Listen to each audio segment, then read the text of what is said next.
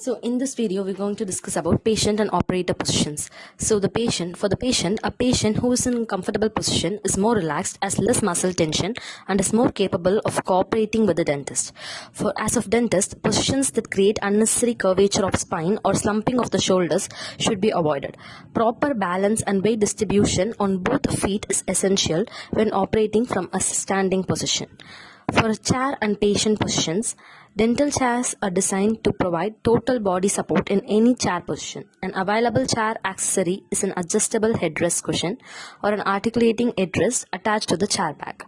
The most common patient positions are supine or reclined 45 degrees.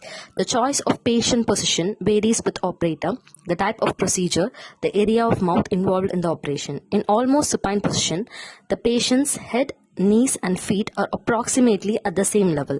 The patient's head should be lower than the feet. The head should be positioned lower than the feet only in emergency conditions like syncope. Operating positions may be described by location of the operator or by location of operator's arms in relation to patient position. A right-handed operator uses essentially three positions: the right front, right and the right rear positions. These are sometimes referred to as 7 o'clock, 9 o'clock and 11 o'clock positions. For a left-handed operator, the three positions are the left front, left and left rear positions, or the 5 o'clock, 3 o'clock and 1 o'clock positions. A fourth position, direct rear position or 12 o'clock position, as application for certain areas of the mouth. As a rule, the teeth being treated should be at the same level as the operator's elbow. Right front position. The right front position facilitates examination and treatment of mandibular anteriors, mandibular posterior teeth, especially on the right side, and maxillary anterior teeth. It is of advantageous to have patient's head rotated slightly towards the operator. Right position. In the right position, the operator is directly to the right of the patient. This position is convenient for operating on the facial surfaces of maxillary and mandibular right posterior teeth and the occlusal surfaces of mandibular right posterior teeth.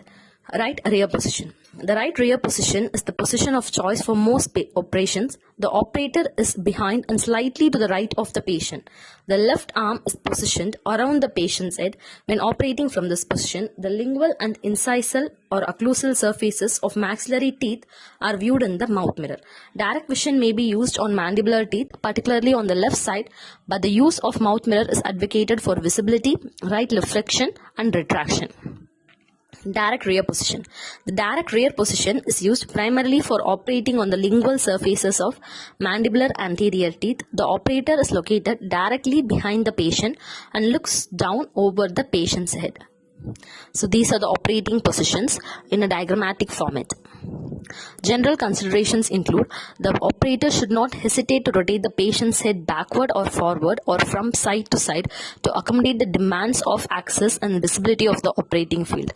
Minor rotation of the patient's head is not uncomfortable to the patient and allows the operator to maintain his or her basic body position. As a rule, when operating in the maxillary arch, the maxillary occlusal surfaces, that is, the maxillary occlusal plane, should be oriented approximately perpendicular to the floor.